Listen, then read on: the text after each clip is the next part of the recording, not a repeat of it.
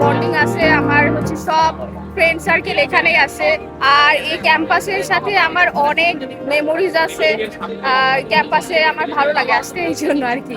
আমি আসলে পার্সোনালি সবকিছু একটু ডিফারেন্ট ওয়েতে পড়ি, আর আমার অনেক কিছু ইন্সপায়ার্ড হয়ে আমি আসলে আমার একটু রোডে ছাতা ইউজ করার অভ্যাস, তো সো তাই আমি ভাবলাম যে এভরিডে ছাতা না ইউজ করে একটু ডিফারেন্ট ছাতা আমার ছিল, তো ওইটাই ইউজ করতেছি। সময় আসলে হয় না আমার মতে মনে হচ্ছে।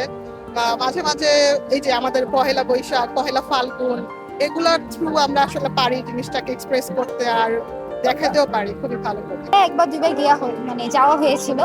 আর ভার্সিটিতে আসার পর এইবার আর লাস্ট বার মানে অ্যাটেন্ড করেছি, কারণ কোভিড এর কারণে অ্যাটেন্ড করতে পারিনি, তখন হয়ও নি। এরপরে দুইবার রোজা ছিল। তো এখন মনে হচ্ছে যে ছোটবেলাটা আবার ফিরে গিয়েছি, এনজয় করছি বন্ধুদের সাথে। সো এটা খুবই মানে মেমোরেবল আমার জন্য। AIUB American international university Bangladesh সবসময় পয়লা বৈশাখের উৎসবের আয়োজন করে থাকে। আমি এই বিষয়তে আছি গত 24 বছর ধরে, এবং সেই 24 বছর আগে থেকেই দেখে আসছি। তখন যদিও ইউনিভার্সিটি ছোট পরিসরে ছিল, আমরা বনানীতে ছিলাম, দু একটা বিল্ডিং এ ক্যাম্পাস ছিল, তবুও তখন আমরা সেই ছোট পরিসরেই শুরু আয়োজন করতাম। স্টুডেন্টরা বিভিন্ন ধরনের প্রোগ্রাম করতো, গান বাজনার, তারপরে আলপনা।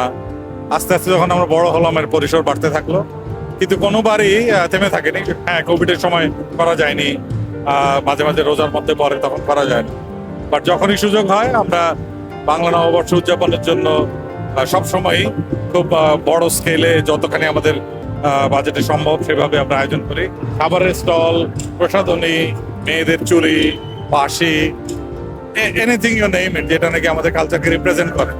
এবং এটাই সবচেয়ে ভালো লাগে যে তারা প্রাইভেট ইউনিভার্সিটিতে পড়তেছে, আমাদের মিডিয়াম অফ ইনস্ট্রাকশন ইংলিশ, তাদের এই বিভিন্ন এই প্রেশারের মধ্যে থেকেও তারা সেই জিনিসগুলোকে এনে রিপ্রেজেন্ট করার চেষ্টা করে।